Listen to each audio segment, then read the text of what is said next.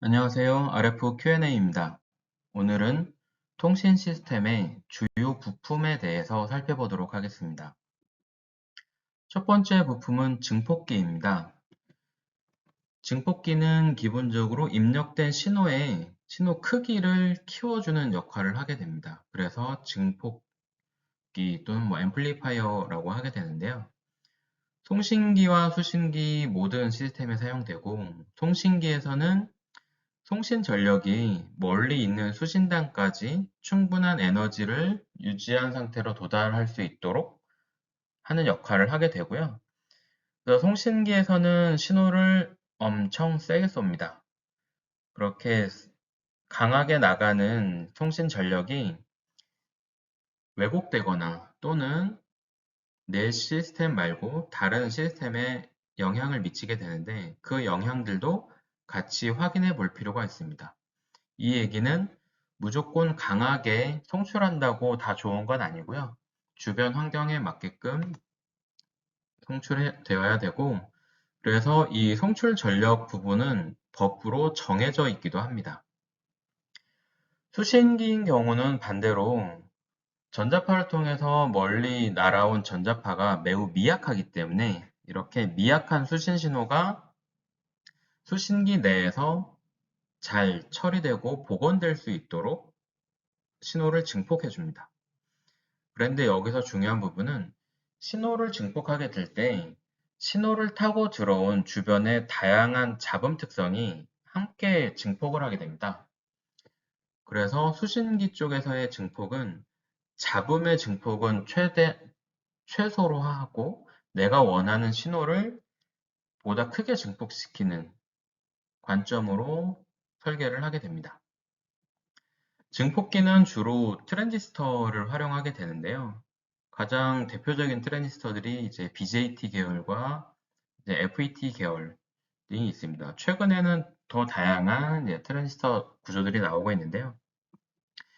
이 트랜지스터의 DC 전원을 인가를 하게 되면 입력된 작은 신호가 큰 신호로 증폭하게 되고요. 이 부분은 입력된 신호를 DC 에너지를 이용해서 신호를 증폭시키는 겁니다.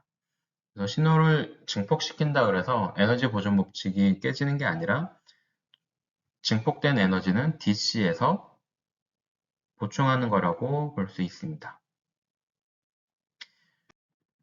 증폭기를 활용한 가장 대표적인 소자는 연산 증폭기라고 있습니다. 흔히 OPMP라고 많이 얘기하는데요. 대표적인 반도체 IC로 증폭기 외에도 다양한 회로 구현에 사용됩니다. RF 마이크로파 공학이 높은 주파수 대역을 주로 할 때는 연산 증폭기가 신호의 증폭 개념보다는 회로 제어 등 다양한 회로 구성하는 데 사용되고요. RF 대역 증폭기는 앞장에 설명드렸던 구조를 사용하게 됩니다.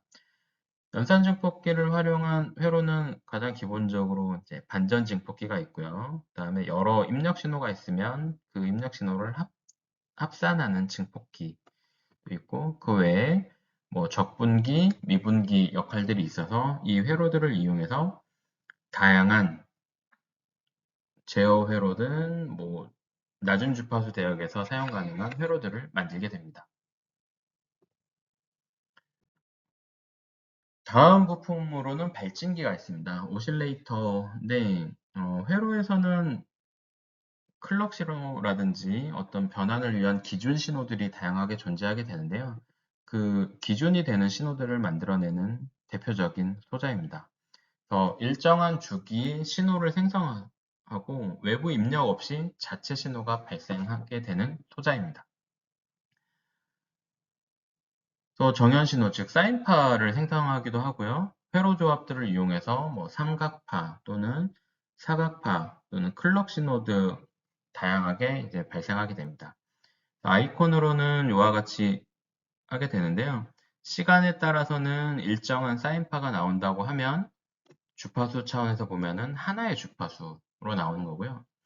이 외에 뭐 삼각파나 사각파나 뭐 톱니파 여러 가지들이 있는데 그 파형 모양들은 프리에 변환 또는 프리에 급수 관련된 교재 내용을 찾아보면 주파수에 대해서 다양한 성분들이 발생함을 확인할 수 있을 것입니다. 여기서는 이제 RF적인 관점에서 주로 바라보는 거여서 이제 정연 사인파가 발생하는 신호의 오실레이터에 대해서 설명을 우선 드리는 건데요. 기본적으로 입력 신호 없이 출력이 되는 조건을 갖추도록 회로를 구성합니다. 그 조건이 바로 발진 조건입니다. 그럼 입력이 없으면 어떻게 신호가 출력이 되냐? 잡음 신호처럼 매우 작은 신호가 발진 조건에서 증폭되고 포화되어 일정한 사인파 신호가 유지될 때 신호가 이제 발생한다고 볼 수 있습니다. 그 기본적인 회로 구조는 이와 같은데요. 피드백 입력이 있고 증폭기를 통해서 피드백된 신호가 다시 더해져서 증폭하게 되는데 이때 입력 신호가 없다 하더라도 아주 작은 잡음과 같은 매우 작은 신호가 들어와서 루프를 통해서 계속 반복해서 증폭이 되다가 앰프의 포화 지점까지 신호가 커지게 되면 그때부터는 일정한 크기의 정상 상태에 도달하게 됩니다. 그리고 이 신호를 이용해서 회로에서 다양하게 적용을 하게 됩니다. 발진기는 피드백 회로, 앞서 설명드렸던 것처럼 루프를 통해서 피드백이 되는데 이 베타에 해당하는 피드백 회로에 따라 구성이 달라지게 되는데요. 가장 대표적인 발진기 구조는 하틀리 발진기라고 해서 피드백 구성이 캐패시터와 인덕터 두 개의 형태로 구현이 됩니다. 또 다른 거는 콜피츠 발진기라고 해서 인덕터 하나에 캐패시터 두 개 구조가 되고요. 마지막으로는 클랩 구조라고 해서 좀 더 개선시킨 구조라고 볼 수 있는데 오른쪽으로 갈수록 개선이 되는 이유는 공진기 회로에서 인덕터가 사실은 손실이 캐패시터보다 좀 높아서 Q값 또는 발진시킬 때 주파수 안정도가 인덕터가 커지면 좀 떨어집니다. 그래서 이 인덕터의 역할은 최소로 하고 나머지 부분을 캐패시터로 대체를 할 때 성능이 좋아져서 이와 같은 구조들이 나오게 되는 것이고요. 이 구조도 발진기 종류로 많이 설명되고는 하는데 이 경우도 주로 낮은 주파수 대역에서 주로 구분하고 사용되는 발진기라고 볼 수 있겠고요. RF 발진기에서는, RF 오실레이터에서는 이 공진기를 이렇게 회로 구조로 만드는 대신에 아주 Q값이 높은 공진기를 별도로 사용합니다. 그래야만 높은 주파수에서는 안정적인 발진이 더 어렵기 때문에 그걸 안정시키기 위해서 Q값이 매우 높은 공진기를 사용하기도 하고 디지털로 컨트롤 할 수 있도록 PLL이라는 회로 구조를 사용하기도 합니다. 그래서 RF 분야를 하실 분들은 RF 발진기 파트를 별도로 교재 등을 통해서 확인해 보시기 바랍니다. 세 번째는 주파수 혼합기, 흔히 믹서라고 하는데요. 이 부품은 주파수를 변환하는 역할을 합니다. 그래서 입력 신호의 주파수를 출력 신호의 주파수로 변환시켜 주는 겁니다. 앞서 설명드렸던 증폭기 같은 경우는 입력된 신호 주파수와 출력된 신호 주파수가 같습니다. 주파수 혼합기는 입력된 신호의 주파수와 출력된 신호의 주파수가 다른 거고요. 기본적으로는 입력된 시그널 주파수와 변환하기 위한 캐리어 주파수가 있는데 캐리어 신호와 입력된 신호 주파수의 합과 차의 신호가 출력됩니다. 예를 들어서 입력 신호가 코사인 2파이 fs고 캐리어 신호가 코사인 2파이 fc면 두 신호를 곱하게 되면 두 신호의 차 주파수와 합 주파수가 나오게 됩니다. 이를 이용해서 필터를 이용해서 차 주파수를 선택할지 합 주파수를 선택할지에 따라서 입력 신호의 주파수를 다운 컨버전 시키던지 또는 합을 선택을 한다면 업 컨버전 시키던지 둘 중에 하나를 선택을 하게 됩니다. 주 용도는 이 주파수 혼합기와 같은 기호를 사용되는 부분은 바로 변조기와 주파수 변환 부분입니다. 이 회로 구조는 지금 송신기 구조이기 때문에 변조기와 상향 변환기가 표현되어 있고요. 수신기인 같은 경우는 하향 변환기와 복조기가 이 주파수 혼합기와 같은 동작 원리를 가지고 동작하게 됩니다. 또 주파수 혼합기는 기본적으로 스위칭 이론을 따라서 설명을 하게 되는데요. 앞서 설명드렸던 발진기 신호가 주기적으로 신호가 발생되기 때문에 그 주기 신호를 이용해서 스위치를 온오프를 시킵니다. 스위치를 온오프 시킬 때 입력된 RF 신호가 통과되면 출력되는 신호는 이와 같이